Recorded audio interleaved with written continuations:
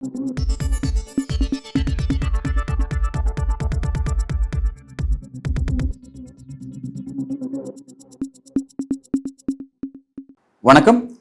இந்த நேர்காணலில் நம்முடன் அரசியல் பேச இணைந்திருக்கிறார் பத்திரிகையாளர் கோட்டீஸ்வரன் அவர்கள். சார் வணக்கம்.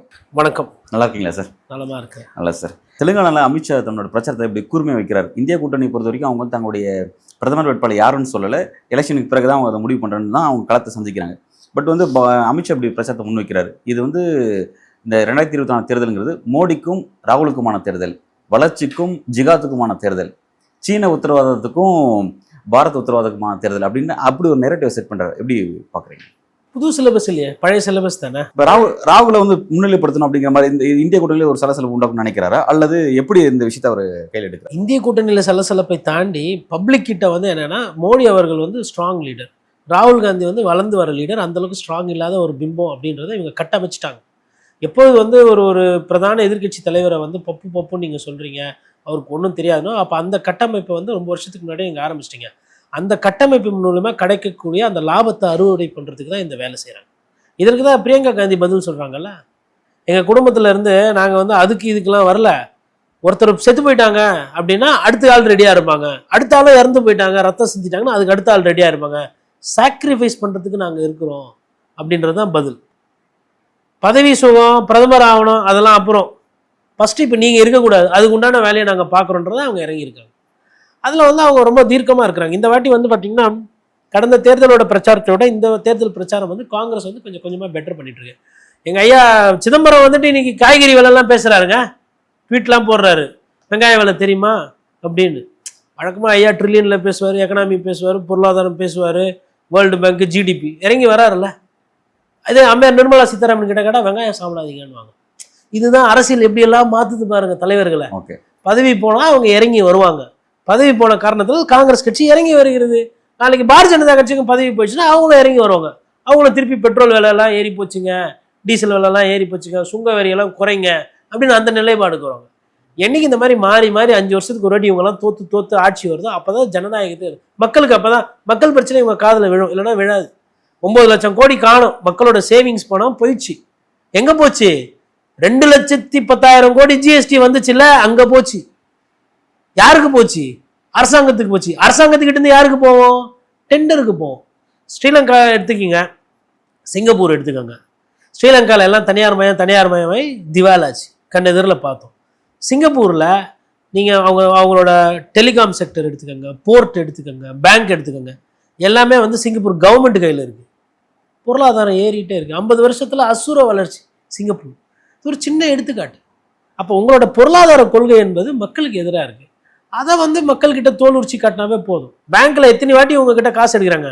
ஒரு வாட்டி நீங்கள் போய் காசு போடுவீங்க, அதுக்கு ஸ்டேட்மெண்ட் சார்ஜ் அது இதுன்னு சொல்லிட்டு எடுப்பாங்க. அப்புறம் 1000 ரூபாய்க்கு கீழே போவோம். அதுக்கப்புறம் மினிமம் பேலன்ஸ் இல்லைன்னு எடுப்பாங்க. மினிமம் பேலன்ஸ் இல்லைன்னு சொல்லி உங்களுக்கு எஸ்எம்எஸ் அனுப்பிச்சாம பாருங்க, அதுக்கு காசு எடுப்பான். அதுக்கப்புறமா நீங்கள் எதனா செக்கு கொடுத்துருந்தீங்கன்னா அதுவே காசு இல்லைன்னு தான் பவுன்ஸ் ஆகுது. இந்த பவுன்ஸுக்கு ஜிஎஸ்டி. கிரெடிட் கார்டு யார் வாங்குறா? காசு இல்லைன்னு தான் வாங்குறான், கொடுத்துட்றீங்க. அதுக்கப்புறம் வட்டிக்கு வட்டி, அதுக்கு ஜிஎஸ்டி. ஏன்னா வட்டிக்கு யாரா ஜிஎஸ்டி போடலாமா? அவனே வட்டிக்கு பாவம் வாங்கி பொழப்பு நடத்துகிறான். கையில் காசு இல்லைன்னு தான் நான் சொல்கிறது எல்லாம் பெரிய காசு கிடையாதுங்க, ரொம்ப சின்ன காசு. இப்போ இந்த மாதிரி நிலைமையெல்லாம் இருக்குது. இதை மக்கள்கிட்ட காங்கிரஸ் கட்சி பேசினாவே போதும். அவங்க ஜிஹாத்து, பாகிஸ்தானு, சைனா, ஏன் சைனா அதாவது மோடிஜிக்கும் ஜி ஜின்பிங் தானே வாதம் இருக்கணும், சண்டை இருக்கணும். அருணாச்சல் எடுத்துன்னு அவங்க சைனாவில் சப்பையாக எழுதி பேரை வச்சுட்டு போயிட்டாங்க. அப்போ நீட்டாக ஹிந்தியில் அங்கே பேரை மாற்றி யாருது? நம்ம ஊருது தானே, நம்மளோட இடம் தானே நம்ம சொல்கிறோம். நம்ம போய் அங்கே ஹிந்தியில் நீட்டாக இந்தியை வளர்க்கலாம்ல. அங்கே எங்கே இந்தியை வளர்க்கணுமோ அங்கே வளர்க்குறது கிடையாது. ராகுல் காந்தி சண்டை நீங்கள் பிரதமர்னா நீங்கள் என்ன பண்ணோம்? வெளியில் போய் சண்டை போடணும். ஏன் வீட்லேயே சண்டை போட்டுக்கிறீங்க, கம்பு சுற்றி நிற்கிறீங்க இங்கே? சரி, ஆமாம், சைனா இந்தியாவுக்கு எதிர் தான். நீங்கள் என்ன பண்ணீங்க? ஜி ஜின்பிங்கை கூப்பிட்டு மகாபலிபுரத்தில் ரோடுகள்லாம் சர்ஃபு போட்டு கழுவி விட்டு அழகு பார்த்து கொஞ்சம் கொலாவனது யாரு? மக்கள் ஜி ஜின்பிங் ரொம்ப பழக்கமா? இல்லை கூப்பிட்டாங்களா ஜி ஜின்பிங் இங்கே வர சொல்லுங்கன்னு? ஒரு வாரம் இங்கே இருக்கிறவங்களெல்லாம் எவ்வளோ பாதிப்புக்கு உள்ளாக்குனீங்க அன்றைக்கி. அதெல்லாம் பண்ணிவிட்டு அப்புறம் இப்போ இன்றைக்கி சைனா பேசுகிறீங்க. பாகிஸ்தானெல்லாம் நம்ம எதுவுமே பண்ண வேணாம். தீவிரவாதத்தை ஒருத்தவங்க தொட்டாங்கன்னா அவங்க கெட்டாங்க, அவங்களே சொந்த சூன்யத்தில் நாசமாக போய்க்குவாங்க, அது அவங்க பிரச்சனை. பாகிஸ்தானால இந்தியாவுக்கெல்லாம் ஒன்றும் பிரச்சனை எல்லாம் கிடையாதுங்க. பொருளாதார ரீதியாக இந்தியா எங்கேயும் மேலே போயிடுச்சு. சும்மானால இவங்க பாகிஸ்தானை இவங்க தேர்தலில் ஊர்க்கா மாதிரி ஆனவனா தொட்டுக்கிறாங்க, கூட ராகுல் காந்தி வேற வலிச்சுக்கிறாங்க. அதனால இதெல்லாம் மடைமாற்ற அரசியல். இந்த மடைமாற்ற அரசியல் வட மாநிலங்களில் பாஜக கை கொடுக்குதா? அதை ரொம்ப தீவிரம் கூர்மைப்படுத்துறாங்க. ஏன்னா இப்போ இன்னைக்கு கூட பார்த்தீங்கன்னா அந்த புள்ளி விவரங்கள் பொருளாதார ஆய்வுன்னு சொல்லிட்டு பிரதமர் அலுவலகத்திலிருந்து வெளியே இருக்கு. அந்த புள்ளி விவரங்கிறது 65 ஆண்டுகளில் வந்து இந்துக்களோட எண்ணிக்கை குறைஞ்சிருக்கு, 8% குறைஞ்சிருக்கு, இஸ்லாமியோட எண்ணிக்கை 42% கூடியிருக்குன்னு சொல்லி ஒரு நரேட்டிவ் செட் பண்றாங்க. ஏற்கனவே அவர் வைக்கக்கூடிய அந்த வெறுப்பு பிரச்சாரத்துக்கு இது கொஞ்சம் துணை போகும் வகையில் இருக்காது. இது எப்படி பார்க்கலாம்? கண்டிப்பா துணை போகும். ஆனா அதுல நீங்க உடச்சி பார்க்கணும். 8%ன்றது 7.8%. இந்த 7.8% என்பது கிட்டத்தட்ட ஒரு 50 வருஷத்தினுடைய டேட்டா. ஏதோ போன வருஷத்துல ஆச்சோ இல்லை 10 வருஷத்துல ஆனதோ இல்லை. 7.8 இங்க அவங்க வந்து முன்னாடி வந்து கிட்டத்தட்ட 9% இருந்தவங்க இன்னைக்கு 14 விழுக்காடு இல்லை ஒரு 15 விழுக்காடு வச்சுக்கோ. 10லேருந்து 15 ஆயிருக்கிறது. 10லேருந்து 15ன்றது 45 விழுக்காடு மாதிரி தெரியும். ஆனா அடிப்படையில் இன்னமும் வந்து 80 விழுக்காடுகள் இந்துக்கள் தான் இருக்கிறாங்க, இல்லை 75 விழுக்காடுகள். நீங்கள் கரெக்டாக அந்த சீக்கு பார்சி எல்லாம் பிரித்து பார்த்தீங்கன்னா 75 விழுக்காடு இன்னும் இந்துக்கள் தான் இருக்காங்க. முந்தைய காலத்தில் அது 80 விழுக்காடாக இருந்தது. அந்த 5 விழுக்காடு தான் மற்ற மதத்துக்கு மாறி இருக்கிறாங்க, கன்வெர்ட் ஆகிருக்கிறாங்க. நீங்கள் உங்களுக்கு அதுதான் உண்மையிலே பிரச்சனைனா இந்து மதத்துக்கு திருப்பி வரவங்களாம் சேர்த்துக்கிறதுக்கு ஒரு ஏற்பாடு பண்ணுங்க. அது ஆர்எஸ்எஸ்ஸோ இல்லை வேற யாரோ பண்ணலாம்ல. அதுதானே அதற்கு விளைவாக இருக்கும். காங்கிரஸ் தான் காரணம்னா காங்கிரஸ் என்ன போய் சர்ச்சு ஃபாதர் மாதிரி வேஷம் போட்டுக்கிட்டு எல்லாரும் வாங்க மதம் மாறுங்க அப்படின்னா ராகுல் காந்தி பண்ணிட்டு இருந்தாரு. ஊடுருவல்காரர்களுக்கு அனுமதி கொடுத்தாங்க, அதன் காரணமாக இந்த எண்ணிக்கை உயர்ந்திருக்குன்னு ஒரு விஷயத்த பாஜக. அதெல்லாம் வந்து சும்மா பேச்சுங்க. அதாவது நீங்க ஃபர்ஸ்ட் ஒண்ணு பண்ணும், சிறுபான்மையினர்னா யாரு, இஸ்லாமியர்கள்லாம் யாரு, கிறிஸ்துவர்கள்லாம் யாரு, யாரும் ஒட்டமான்ல இருந்தோ இல்லை ரோம்ல இருந்தோ ஓடி வரல. இங்க நம்ம குடும்பத்துல இருந்து நம்மளோட பெரியப்பா பசங்களோ சித்தப்பா பசங்களோ இல்லை நம்ம அண்ணன் தம்பி தான் தனி கொடுத்தனும் போனாங்க. தனி கொடுத்தனும் நான் சொல்ல வருது, அந்த மதத்தை நோக்கி போனாங்க. அதனால அவங்க நம்ம குடும்பம் ஆகாதுன்னு பொருள் கிடையாது. அவங்களுக்கு அந்த மார்க்கத்தின் மீது ஒரு மோகம், அந்த சாமியை கும்பிடுறது அவங்களுக்கு பிடிச்சிருக்கு, கும்பிடுறாங்க, அவ்வளவுதான். நாளைக்கு அந்த சாமி பிடிக்கலன்னா திருப்பி வந்துட போறாங்க. இல்லை இங்க இருக்கிறவங்களுக்கு இந்த சாமி பிடிக்கலன்னா அங்க போயிட போறாங்க. Religion is a private matter. அது வந்து பாலிடிக்ஸ் ஆகாது. உங்களுக்கு அதுதான் பிரச்சனை அப்படின்னா நீங்க அப்ப இந்து மதத்துக்கு திரும்பி வர்றதுக்கு உண்டான ஒரு சட்டத்தை போடுங்க, இல்லை அதுக்கு ஒரு திட்டத்தை கொடுங்க, இல்லை அது காசு பணம் கொடுங்க. எதுக்கு போறாங்க? ஏதோ ஒன்று கிடைக்குதுன்னு தானே போறாங்க. அந்த ஏதோ ஒன்று நீங்க கொடுங்க, அதுதானங்க அதுக்கு மாற்று. அதை விட்டு ராகுல் காந்தி தான் காரணம்னா, இல்லை ராகுல் காந்தி எங்கன்னா மசூதியில் போய் உட்காந்து எல்லாம் இங்கே வாங்க அப்படின்றாரா, இல்லை எதனா கோயிலில் போயிட்டு ஒரு பெரிய மணியை பிடிச்சி மணி ஆட்டிட்டு இருக்காரா டெய்லி, சுக்லாம் பரதம் விஷ்ணு எல்லாம் இங்கே வந்து சேருங்க அப்படின்னு? அது பண்ணலையா ராகுல் காந்தி? ராகுல் காந்தி என்ன பண்றாரு? பெட்ரோல் விலை பேசுறாரு, டீசல் விலை பேசுறாரு, அதானி அம்பானி எப்படி பணக்காராங்கன்னா கேள்வி கேட்கிறாரு, வரி இவ்வளோருக்கு கம்மி பண்ணுங்கன்றாரு, விவசாயிகளுக்கு வந்து கொள்முதல் பரிசை கூட்டி கொடுங்கன்னு கேட்கிறாரு, அக்னிபத்து போராட்ட பிரச்சனை பத்தி பேசுறாரு, வேலை வாய்ப்புகள் கொடுங்கன்னு கேட்கிறாரு, ஆண்டு வருமானம் ரட்டிப்பு கொண்டான்னு சொன்னீங்களா செஞ்சீங்களான்னு கேட்கிறாரு. இதானே பேசுறாரு. இதுல எங்கன்னா மதவாதம் இருக்கா? அப்ப யாரு மதவாதத்தை நோக்கி போறது? எஸ், கன்வெர்ட் ஆகுறாங்கன்னா ஆகுறாங்க, அந்த பிரச்சனை இருக்குன்னா இருக்கு, இல்ல அந்த சதவீதம் ஏறுதுன்னா ஏறுது. பட் அதுக்கு நீங்க பேசுற அரசியல் பொருள் அல்ல. ஒருத்தர் மாறிட்டு போறாரு அப்படின்னா அவரு கூப்பிட்டு ஏங்க மாறுறீங்க என்னங்க ஏதுங்கன்னு கேட்கணும். அந்த சைட்ல கேட்கறதுக்கு ஆள் இருக்குது, அதனால அவங்க அங்க போயிட்டாங்க. இந்த சைடு கேட்கறதுக்கு ஆள் இல்லை. கோயிலுக்குள்ள போனாவே நீ வராதன்ற, சாமி கும்பிடவே முடியல, கோயிலுக்குள்ளேயே போக முடியல, அப்ப நான் எதுக்கு வரணும்னு அவங்க போறாங்க. இதுவும் நடக்குது தானே. சுடுகாடை பிரிச்சு பிரிச்சு வச்சுக்கிறீங்க. அங்க ஒரே பிரச்சனை, அங்க பிரச்சனை அவ்வளவு பிரச்சனை கிடையாது, அங்கேயே இருக்கு பிரச்சனை. அங்கே இப்போ ஆள் சேர்ந்துட்டோம்னா அங்கேயே வந்துடும் மேல் ஜாதி கீழ் ஜாதி அதெல்லாம் இருக்கு. அது அடுத்த பிரச்சனை. எனக்கு அடுத்து அது சின்ன பிரச்சனை. மதம் என்பதோ சாதி என்பதோ வாழ்வாதாரத்தையோ மனித நேயத்தையோட பார்க்கும்போது ஒரு சின்ன பிரச்சனை. கையில் வர சின்ன கட்டி மாதிரி, கை உடையிறது முக்கியமா இல்லை கையில் இருக்கிற கட்டி முக்கியமான? கையை தான் பாதுகாக்கணும். அதான் இந்திய திருநாட்டோட அந்த ஒற்றுமை. அதுதான் இவங்க பண்ணணும், அது பண்ணணும். ஓகே, இப்போ நீங்கள் பேசும்போது குறிப்பிட்டீங்க அம்பானி அதானி பற்றி குறிப்பிட்டீங்க. இந்த தேர்தல் காலத்தில் இந்த 4வது கட்டத்தை நோக்கி நகர்ந்து போயிட்டு இருக்கு. இப்போ அம்பானி அதானி குறித்த அந்த டாக்கை வந்து மோடி ஆரம்பிச்சிருக்காரு, அது ஒரு டாக்காக போயிட்டு இருக்கு. இப்போ அந்த டாக்கு எப்படி உருவாயிருக்கு? பிரதமர் மோடியோட அந்த தேர்தல் பிரச்சாரம் வந்து எதனால அப்படி அதை நோக்கி நகர்ந்துருக்கு? எல்லா அஸ்திரத்தையும் தூக்கி போடுறாருங்க மோடி அவர்கள். 2014 என்ன போட்டோமோ போடுறாரு, 2019 என்ன போட்டோமோ போடுறாரு, அதுக்கப்புறம் புதுசாக எதனா பாயிண்ட் கிடைக்குமான்னு சொல்லிட்டு கூட போடுறாரு. அப்படி இருக்கும்போது ஓகே, இந்த அம்பானி அதானினால நமக்கு நிறைய சர்ச்சை வந்திருக்குது. அதையும் வந்து ராகுல் காந்தி ஃப்ரெண்டுன்னு நம்ம சொல்லிட்டோன்னா அவரும் வாங்கிட்டாரு நானும் வாங்கிட்டாரு, இல்லை அவர் வாங்கலன்னா நானும் வாங்கல, நான் கேட்டவனா அப்போ நீயும் கேட்டவன், நீ நல்லவனா அப்போ நானும் நல்லவன், அதுதான் அதற்கு பொருள். இது ஏன் இங்கே வந்து நிற்கிதுன்னா, அது பின்னாடி வந்து அது வந்து ஒரு ஒரு சுலபமான ஒரு அரசியல். இது அம்பானியை பற்றி இப்போ பேசுனது, அதானியை பற்றி பேசுறது ஒரு வாதத்துக்கு சொல்லுவோம். அதானி ஹிடன்பர்க் ரிப்போர்ட் வந்துச்சுங்க. இடன்பர்க் ரிப்போர்ட் வந்து இவர் வந்து ஷார்ட் டேர்ம் செல்லிங்கில் வந்து மோசடி பண்ணியிருக்காங்க, ஃப்ராட் பண்ணிக்கிறாங்க, ஸ்டேட்மெண்ட்டு அக்கௌண்ட்ஸ் எல்லாம் ஷேர்ஸை வந்து ரிக் பண்ணியிருக்காங்கன்னு சொல்லிட்டு ஒரு ஒரு குற்றச்சாட்டு, தீவிரமான ஒரு குற்றச்சாட்டு வந்து உடனே செபி வழக்கு பதிவு பண்ணிச்சு, விசாரணை எல்லாம் நடத்துனாங்க.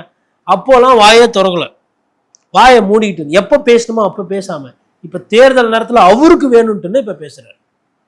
அப்போ இது அவருக்கு வேணுன்றதுனால தான் அதை பற்றி பேசுறாரு. மற்றபடி அதில் இதே ஒன்று சொல்லி வச்சுருவோமே, நாளை பின்ன ஒருவேளை இதனால நமக்கு ஒரு 1/2% ஓட்டு எங்கன்னா பாதிப்பு வந்துச்சுன்னா, எப்போ பாரு அம்பானி அதானி தான் சொல்றாரு.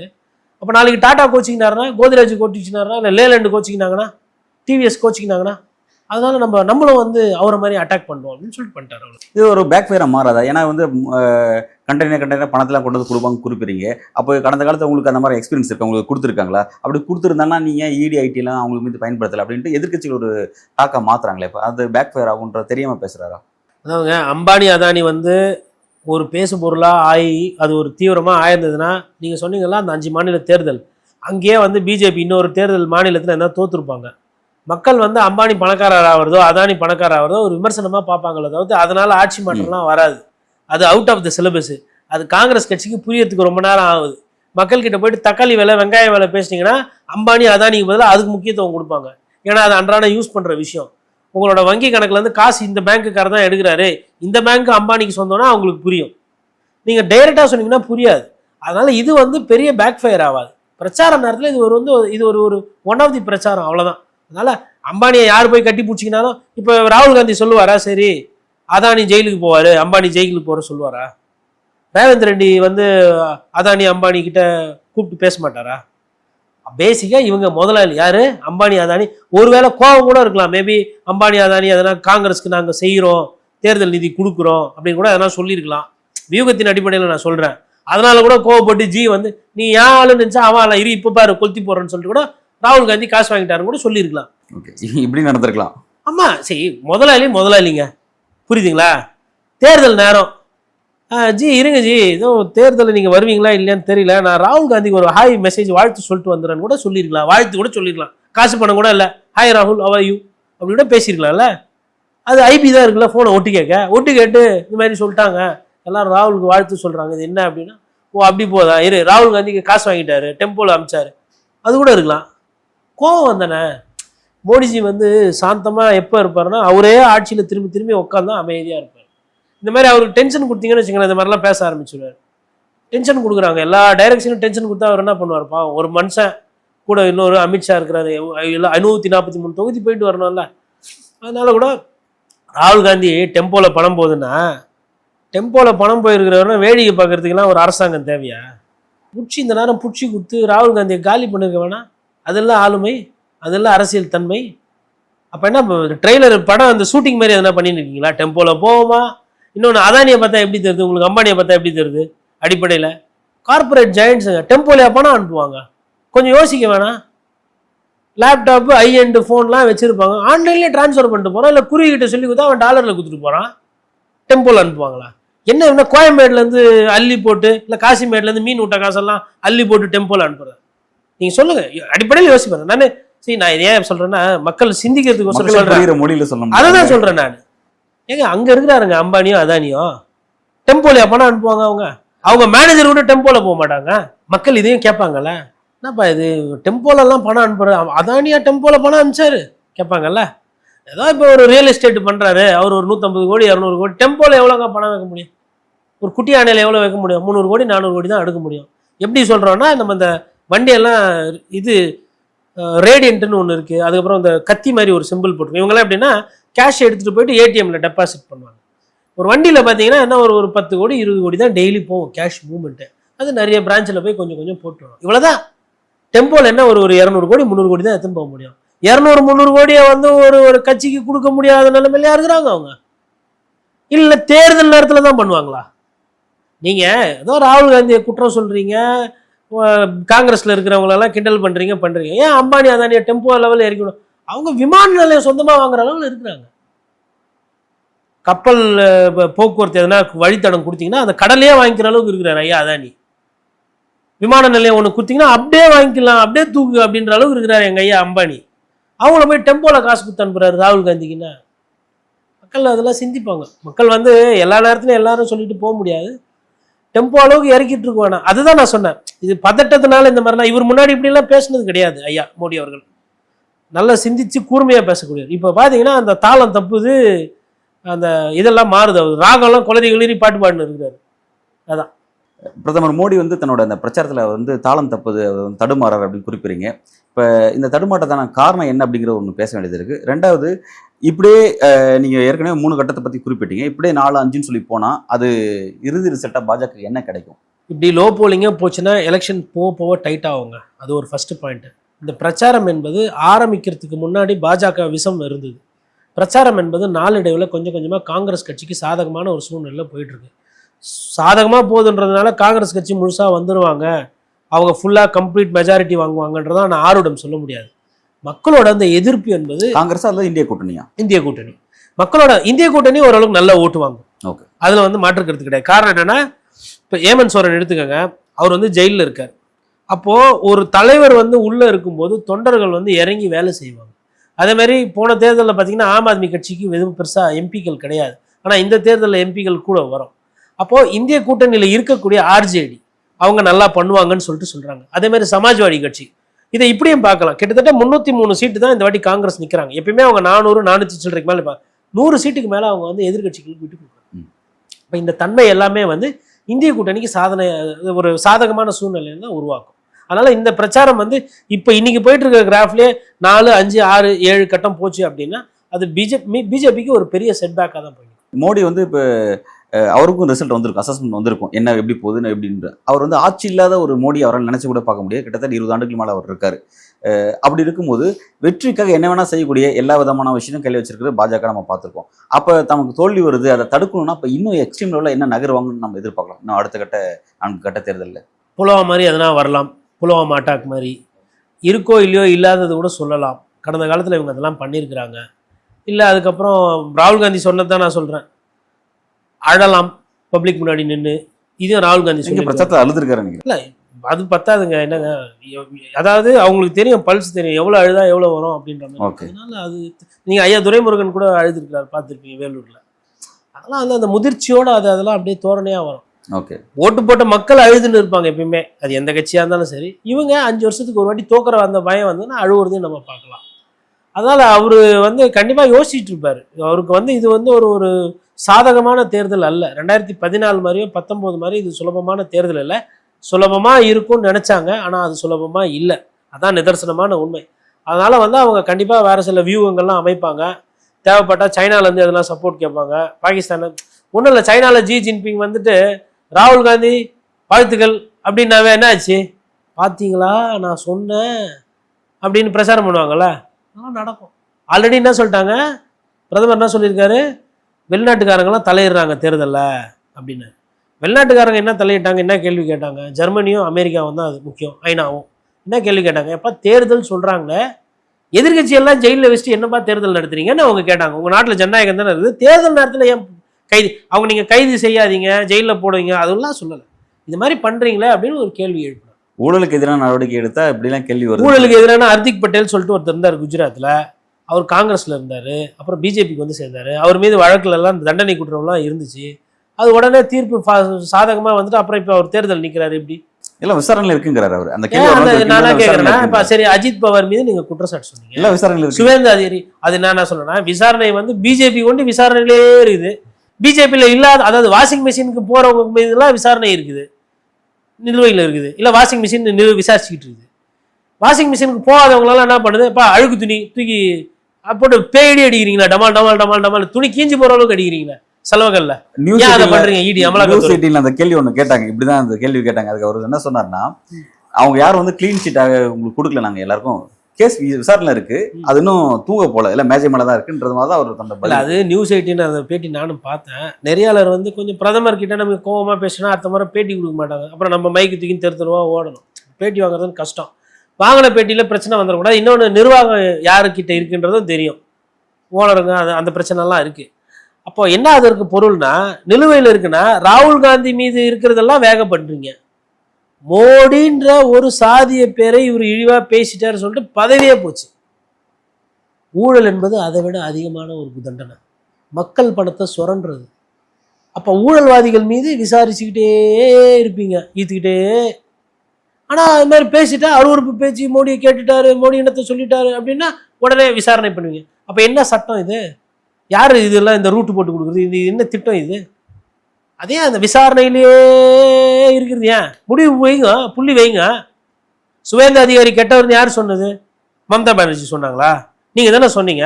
அப்புறம் இப்போ சுவேந்த அதிகாரி பக்கத்தில் வச்சு இனிப்பு முட்டையெல்லாம் கொடுக்குறீங்க. அப்போ பார்க்குறவங்க எல்லாம் எப்படி இருக்குது? அவங்கள பார்த்தா எப்படி தெரியுது உங்களுக்கு? அதை எப்படி சொல்கிறேன்னா, நீங்கள் வந்து ஆம் ஆத்மி காங்கிரஸ் நீங்கள் கூட தான் குற்றச்சாட்டை வச்சிங்க, இன்னைக்கு நீங்களா ஒரு கூட்டணி இணைஞ்சிட்டீங்களே, அந்த மாதிரி தான் அப்படிங்கிற மாதிரி பாஜக. அவங்க மோசமானவங்க. காங்கிரஸ் கட்சி 60 வருஷம் இந்த நாட்டை பின்னாலேயே எடுத்துகிட்டு போயிடுச்சு. காங்கிரஸ் கட்சி ஊழல் கட்சி. ஆம் ஆத்மி கட்சி வந்து அவங்களோட சேர்ந்து சோட போகுது. இப்போ அதெல்லாம் உண்மை. அதனால தானே 2014 மாற்றி ஓட்டு போட்டாங்க. சோனியா காந்தியோட ஆட்சி பிடிக்காமலோ, ராகுல் காந்தியோட அந்த பிரச்சாரம் பிடிக்காமலோ 2014 தோக்கடிச்சாங்க. தோக்கடிச்சது பத்தாம 2019 தோக்கடிச்சாங்க. ஏன்? ஊழல் கட்சி. சரி, 10 வருஷம் ஆச்சுல, என்ன செய்யறீங்க நீங்க என்ன பண்றீங்க? விசாரிச்சுக்கிட்டே அரவிந்த் உள்ள போயிருக்காரு, ஹேமந்த் சோரன் உள்ள போயிருக்காரு. என்ன கேக்குறேன்னா, உங்க கூட இருந்தவங்க எல்லாம் ஏன் போக மாட்டாங்க? விசாரணை இருக்கு. மக்கள் பார்ப்பாங்க. மக்களும் ஓட்டு போடுற நிலைமையில அவங்களுக்கும் இழுக்கு தெரியும். உங்களுக்கு போன வாட்டி போட்டு உங்களுக்கு அவங்கள முடிச்சு விட்டாங்க. அவங்களுக்கு மக்களுக்கு புரியும். மக்கள் வந்து நம்ம அடிப்படையில் வந்து ரொம்ப சுலுவாக அவங்கள நினச்சிடும். புத்திசாலிங்க அவங்க. இவங்க எல்லாம் தலைவர்கள்லாம் நினச்சிக்கிறாங்க இவங்க தலைமை பொறுப்புக்கு வந்துட்டாங்க, நம்ம தலைவன் ஆகிட்டோம். மக்கள் தானே தலைவரை உருவாக்குறது. மக்கள் அப்போ ஏற்றவும் தெரியும், இறக்கவும் தெரியும். மக்கள் பார்த்துக்கிட்டு இருப்பாங்க. இப்போ எங்கே நிறைய இடத்துல பிரச்சாரமே பண்ண முடியறது இல்லையே. குஜராத்லேயே அவங்களுக்கு பிரச்சனை இருக்குன்றாங்க. பார்க்கணும் எப்படி போகணும். ஓகே சார், இப்போ நீங்கள்லாம் ஒரு தமிழ்நாட்டில் இருக்கக்கூடிய முக்கியமான சில பத்திரிகையாளர்கள், அரசியல் விமர்சகர்கள் வந்து ஒரு ஸ்ட்ராங்காக ஒரு விஷயத்தை குறிப்பிட்றாங்க. எலெக்ஷன் போலிங் அந்த ரிசல்ட்டை பார்த்தோம், பிறகு வந்து நடக்கக்கூடிய பிரச்சார வியூகங்கள்லாம் பார்த்து கூட ரிசல்ட் இப்படி தான் அமைய போகுது அப்படின்னு சில கான்ஃபிடென்ட்டாக சில முடிவுக்கு வராங்க. பட் இன்னும் சிலர் வந்து என்ன சொல்கிறாங்க அப்படின்னா, இந்த பத்திரிகைகளை வந்து தங்களை விருப்பப்பட்டதை பேசுகிறாங்க. அது ஆட்சி மாறணுங்கிறது எல்லாருக்கும் விருப்பம் இருக்குது, அந்த விருப்பத்தை பேசுகிறாங்க. பட் யதார்த்தத்தை பேச வேண்டியது இருக்குது. யதார்த்தம்னு பார்க்கும்போது திரும்ப ஓடி வரதுக்கான வாய்ப்புகள் இருக்குது அப்படின்ற ஒரு கருத்தை முன் வைக்கிறாங்க. காரணம் என்னன்னா, வட மாநிலம் இங்கே தமிழ்நாட்டில் இருந்து நம்ம வந்து இந்தியாவை பார்க்குறது வேற பார்வை, அங்கேருந்து நம்ம இங்கே பார்க்குற பார்வை ஒன்று இருக்குது. அங்கே இருக்க மக்கள் வந்து இப்போ மோடி வந்து தன்னோட வெறுப்பு பிரச்சாரத்தை வெளிப்படையாக மக்கள் முன்னாடி வைக்கிறார் அப்படின்னா, மக்கள் விரும்பாம அதை வைக்கல, மக்களுடைய எண்ணத்தை அவர் பிரதிபலிக்கிறார். அங்கே இருக்க மக்களே வந்து வகுப்புவாதியாகவும் கம்யூனலாகவும் மாறி இருக்காங்க அப்படிங்கிற விஷயத்தை முன் வைக்கிறாங்க. எப்படி பார்க்குறீங்க சார்? அதாவதுங்க, 3 மாதத்துக்கு முன்னாடி 3 மாதத்துக்கு பின்னாடின்னு பார்க்கணும். வட இந்தியாவில் வந்து எப்படின்னா, கடைசி நேரத்தில் தான் அவங்க ஓட்டு போடுறத முடிவு பண்ணுற தன்மை படைத்தவர்கள். ஒரு 30 விழுக்காடு வந்து பார்த்திங்கன்னா, அந்த லாஸ்ட் ஒரு வாரத்தில் பிரச்சாரம் எப்படி இருக்கோ அதை வைத்து ஓட்டு போடக்கூடிய தன்மை படைத்தவர்கள். தென்னிந்தியாவை பொறுத்தவரையிலும் பார்த்திங்கன்னா, அதே 30-40 விழுக்காடு முன்கூட்டியே முடிவு பண்ணுவாங்க யாருக்கு ஓட்டு போட போகிறோம். அப்போ இந்த வித்தியாசம் இருக்குது வட இந்தியாவுக்கும் தென்னிந்தியாவுக்கும். இப்போ நம்ம என்னதான் இங்கேருந்து பேசினாலும், இல்லை இங்கேருந்து இப்போ பிஜேபி பார்க்குற பார்வை வேறு, அங்கே இருக்கிற பார்வை வேறு. அது முற்றிலும் உண்மை. 100 விழுக்காடு கரெக்ட் நீங்கள் சொல்கிறது. பட் இங்கே என்ன அடிப்படையில் பார்க்கணுன்னா, ஒரு 10 வருஷம் ஆச்சுனாலுமே மக்களுக்கு வந்து சோர்வு வந்துடும். இப்போது ஏன் இந்த ஃபேக்டர்ஸை சொல்கிறோன்னா, உங்களுக்கு போன தேர்தலில் ஓட்டு போட்டவங்க இந்த தேர்தலில் ஓட்டு போட வரல, போர் அடிச்சு போயிருக்கு. அதே மாதிரி கடந்த தேர்தலில் வந்து இந்தியா கூட்டணின்னு ஒன்று இல்லை. இன்னொன்று, கடந்த தேர்தலில் வந்து எதிர்கட்சிகள் வந்து இந்த அளவுக்கு ஒற்றுமையாக இல்லை. ஜெயிலில் எல்லாம் போடல. நீங்கள் 2019 24 தான் ஓட்டு ஜெயிலில் போட்டிருக்கீங்க. ஜெயிலில் போடும்போது உங்களுக்கு வந்து அந்த அந்த பாண்டிங் வந்து ஜாஸ்தியாகும். அப்புறம் இன்னொன்று சொல்கிறாங்க, வட இந்தியாவில் வந்து டிவியில் தொலைக்காட்சியில் தான் வந்து பெருசாக வந்து ஆன்டி மோடி நியூஸோ இல்லை அதெல்லாம் வர்றது கிடையாது. ஆனால் சமூக ஊடகங்களில் இப்போ நீங்கள் அவரை பற்றி எது பேசலாம் பயங்கர வைரலாக போயிட்டுருக்கு. பப்ளிக் தானே பார்க்குறாங்க. அதை ஏன் பார்க்குறாங்க? அதனால தான் இந்த 400ன்றது இப்போ யாரும் பேசுறது கிடையாது. விட்டுருந்தா என்ன பண்ணியிருப்பாங்க, 400 450 ஆக்கியிருப்பாங்க. அது வரல இல்லை. இன்னைக்கு 400ன்றது இன்னைக்கு நொண்டுது இல்லை. தனியாக மெஜாரிட்டி வர்றதே கஷ்டம். இல்லைனா வேற பிரைம் மினிஸ்டர் நாங்கள் ரெடி பண்ணுவோன்ற மாதிரிலாம் பிஜேபியில் ஓடுது, ஆர்எஸ்எஸ்ல ஓடுதுன்றா அங்கேருந்தும் செய்திகள் வதந்தியோ அது உண்மையை தெரியாது வருது இல்லை.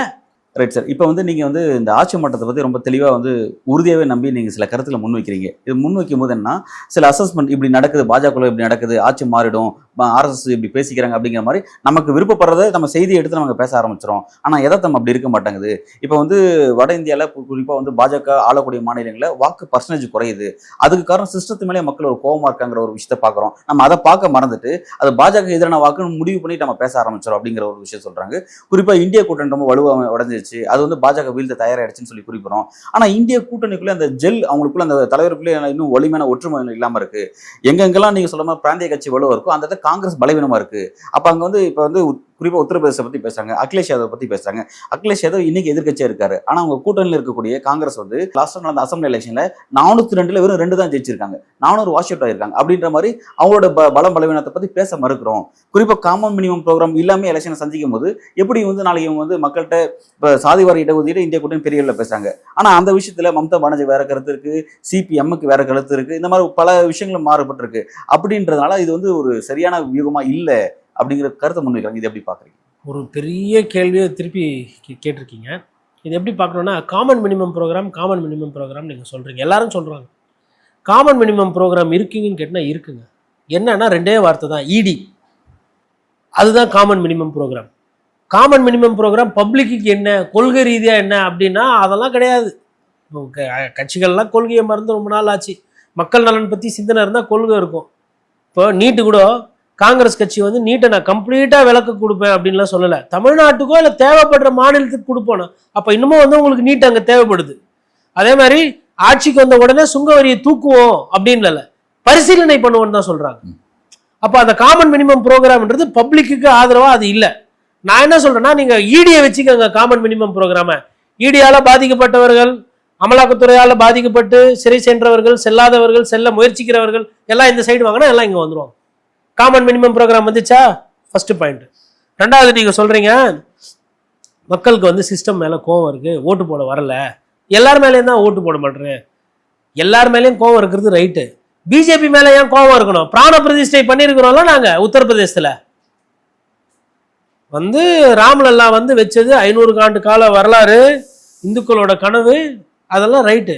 இந்துக்களுக்கு 100% சந்தோஷங்க, அதில் மாற்று கருத்தெல்லாம் இல்லை. புரியுதுங்களா? இஸ்லாமிய சகோதரர்கள் கூட ஒரு சிலருக்கு வந்து சந்தோஷம்தான்.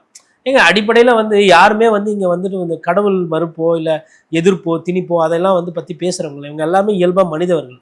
ஆனால் அவங்களுக்கு ராமர் கோயில் கட்டினதுனால 10 காசு வருது, ராமர் கோயில் கட்டினதுனால அவங்க பிள்ளைகளுக்கு படிப்பு சலுகைகள் கூடுது, ராமர் கோயில் கட்டினதுனால அவங்களுக்கு வந்து மருத்துவ செலவே இல்லை அப்படின்னா இன்னும் மனப்பூர்வமாக ஏற்றுக்குருவாங்க. ராமர் கோயில் கட்டிட்டு ஏன் போலிங் கம்மியாக போகுது? நீங்கள் நினச்சது வேற, நடக்கிறது வேற. ஒன்று.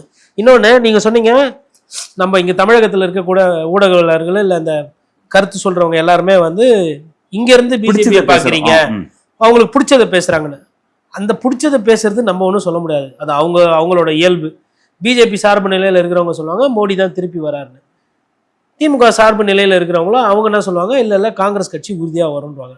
நான் வந்து எங்கேயுமே பார்த்தீங்கன்னா இந்த கட்சி உறுதியாக வரும்லாம் சொல்லலை. நான் ஃபர்ஸ்ட்லேருந்து சொல்லிட்டு இருக்கிறது 400 சாத்தியம் இல்லைன்றது.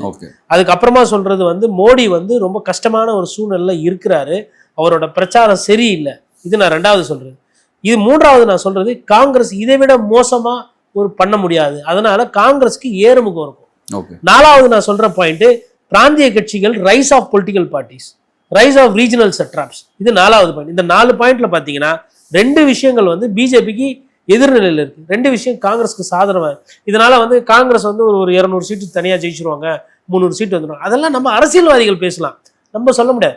நம்ம பொறுத்திருந்து ஜூன், அதாவது மக்கள் கோவத்தில் இருக்காங்கன்னா இருக்கிறாங்க. ஏன் அப்படி சொல்றோம்னா, அக்னிவீர் காங்கிரஸ் பார்வையிலிருந்து இது நான் சொல்லவில்லை. அக்னிவீருக்கு 11 மாநிலத்தில் மக்கள் போராட்டம் பண்ணாங்க. விவசாய பொருளுக்கு கொள்முதல் பரிசு வந்து நீங்க தொகை வந்து கொடுக்கணும்னு சொல்லிட்டு 5 மாநிலத்தில் போராட்டம் பண்றாங்க. அப்ப இதெல்லாம் வந்து மக்கள் இல்லாம யார் இவங்க? ஏன் போராட்டம் பண்ற அளவுக்கு தள்ளுறீங்க? விவசாய போராட்டம்னா ஃபர்ஸ்ட் டைம் நடக்குதா? அதே மாதிரி நாடு தழுவிய போராட்டம் இதுக்கு முன்னாடி நடந்தது. பஞ்சாப்ல தேர்தல் வர நேரத்தில் பயந்து போய் தான் அந்த 3 வேளாண் மசோதா சட்டத்தை நீங்க திரும்ப பெற்றீங்க. அப்போ பயம்படுத்துறாங்க மக்கள் உங்களை. அதனுடைய நீட்சியாக தான் சொல்றோம் அவங்களுக்கு வந்து பழைய நம்பர்ஸ் வராது அப்படின்றது. மற்றபடி மக்கள் முடிவு பண்ண போறாங்க. இதில் நீங்களோ நானோ முடிவு பண்றதுக்கு ஒன்றும் இல்லை. தமிழகம் எனக்கு தெரிஞ்ச மாநிலம், நான் இங்கே பயிற்சி பெற்றேன். இப்போ இந்த மாநிலத்தில் நீங்கள் என்ன கேட்குறீங்கன்னா 36 சீட்டு ஷூராக வந்துருவாங்க. யாரு? திமுக இந்திய கூட்டணி. அது நம்மளால சொல்ல முடியும். தேர்தல் முடிஞ்சிச்சு, அதனால சொல்கிறேன். அது கூடுமே தவிர்த்து அதை விட பெருசாலாம் குறையாது. மேக்ஸிமம் ஒரு 4 சீட்டு, அந்த 4 சீட்டு கூட இழுபறி தான். 4 பிஜேபி ஜெயிச்சிரும். வட இந்தியாவிலேருந்து ஊடகத்துலலாம் போட்டாங்கல்ல, அந்த மாதிரி இல்லை. வட இந்தியாவை பொறுத்தவரை நம்ம போய் அந்த மாதிரி தெருவா போய் கல ஆய்வு நம்ம பண்ணலை, நமக்கு தெரியாததை சொல்லக்கூடாது. ஆனால் நான் வந்து அந்த மாதிரி ஆருடம் சொல்பவன் அல்ல. மோடிஜி அவர்களும் கெட்ட நேரம் ஆரம்பிச்சிருக்குன்றது தேர்தலில் அதை அவர் பேசுகிற பிரச்சாரம்லாம் தெரிகிறது. ஜெயிப்பாரா தோப்பாரா எந்த அளவுக்கு வராருன்றது நம்ம பொறுத்திருந்தான் பார்க்கணும். இந்திய கூட்டணியுடைய முக்கியமான ஒரு ஃபேஸாக இருந்தார். குறிப்பாக வந்து காங்கிரஸ் ஆம் ஆத்மி அந்த அலைன்ஸுங்கிறது ரொம்ப திங்க் டேங்காக இருந்துச்சு. அது பாஜக வீழ்த்துவதற்கான ரொம்ப சரியான யுக்தி அப்படின்னு சொல்லப்பட்டிருந்துச்சு. அதன் காரணமாகவே வந்து இடியினுடைய கைதுக்கு அரவிந்த் கெஜ்ரிவால் நீண்ட காலமாக விசாரணை இருந்தால் உள்ளானார்லாம் பார்த்தோம். அவருடைய விடுதலை அப்படிங்கிறது, அவருடைய ஜாமீனில் வெளிவரது அப்படிங்கிறது ஒரு நீண்ட கால இழுபறியாக போயிட்டு இருக்கு. தடுப்பதற்காக இடி வந்து ரொம்ப ஸ்ட்ராங்காக பிராமண பத்திரம் தாக்கல் பண்ணுறாங்க. இனி வரக்கூடிய காலகட்டத்தில் எலெக்ஷன் இன்னும் 4 பேஸ் இருக்கு. எப்படி நகரும்னு பார்க்குறீங்க? ஃபர்ஸ்ட் வந்து பாரதிய ஜனதா கட்சிக்கு என்ன விரும்பினாங்களோ அது வந்து நடந்திருக்கு. என்ன அப்படின்னா, கெஜ்ரிவால் அவர்கள் வந்து ஒரு ஊழல் குற்றச்சாட்டில் பணம் பெற்றிருக்கிறாரு, கையூட்டு வாங்கியிருக்கிறாரு, அதனால அவரை வந்து கைது செய்யணும் அப்படின்ற அந்த கோரிக்கையை பாரதிய ஜனதா கட்சி வச்சு, அந்த கோரிக்கை என்பது நிறைவேறிருக்கு. அது பாரதிய ஜனதா கட்சி கிடைச்ச வெற்றி. அமலாக்கத்துறையை பொறுத்தவரையில் என்னன்னா, யார் மீதெல்லாம் வழக்கு பதியப்பட்டு யாருக்கெல்லாம் பிணை கிடைக்கக்கூடாது அப்படின்னு உறுதியாக நம்புதோ அந்த பிணை கிடைக்கிறதுல வந்து மேக்சிமம் எவ்வளோ டிலே பண்ண முடியுமோ டிலே பண்ணிருக்கு. அதை வைத்து பார்க்கும்போது அமலாக்கத்துறைக்கு ஒரு 80 விழுக்காடு வெற்றி. அப்போது கெஜ்ரிவால் அவர்கள் இதுக்கப்புறம் பிணையில் வந்து பிரச்சாரம் பண்ணுறதுனாலும் அவருக்கு வந்து நாட்கள் வந்து ரொம்ப கம்மியாக இருக்குது. அதனால் அது ஒரு சிக்கல். அப்போ தீர்ப்பு எப்படி வரும்ன்றது நமக்கு தெரியாது, வீவிக்க முடியாது. பட் வரப்போகிற தீர்ப்பு ஒருவேளை அவருக்கு பெயிலுனா அதை பெரிய அரசியல் மாற்றத்தை உருவாக்கும். இல்லை கெஜ்ரிவால் ஜெயிலில் தான் இருக்கணும்னு சொல்லிட்டா இந்த பிரச்சாரம் என்பது அதோட முடிஞ்சிடும். பட் அவர் உள்ள வந்தா இன்னும் டெல்லிக்கு எலெக்ஷன் நடக்கல, பஞ்சாப் எலெக்ஷன் நடக்கல, அதெல்லாம் இன்னும் அடுத்த பேஸ்ல இருக்கு. ஆல்ரெடி வந்து அந்த கட்சிக்காரர்களே கேம்பெயினை வந்து அங்கே இன்டென்சிஃபை பண்ணியிருக்காங்க. கெஜ்ரிவால் வெளியில் வந்தால் ஆம் ஆத்மி கட்சிக்கு அது மேலும் வந்து ஒரு பலத்தை கொடுக்கும். உள்ளே இருந்தார், தேர்தலுக்கு வர முடியலன்னா அது ஆம் ஆத்மி கட்சிக்கு இன்னும் பலத்தை கொடுக்கும். ஏன்னா தொண்டன் இறங்கி வேலை செஞ்சுட்டாங்க அப்படின்னா தலைவரே தேவை கிடையாது. ஓகே, தலைவரை மீட்டெடுக்கிற போராட்டன்ற மாதிரி அவங்க இறங்கிடுவாங்க உள்ளே வரலன்னா. இது எப்படி பார்த்தாலும் வந்து ஆம் ஆத்மி கட்சிக்கு வின் சுச்சுவேஷன். அவங்க வந்து மைனஸ்ல இருந்து வராங்க.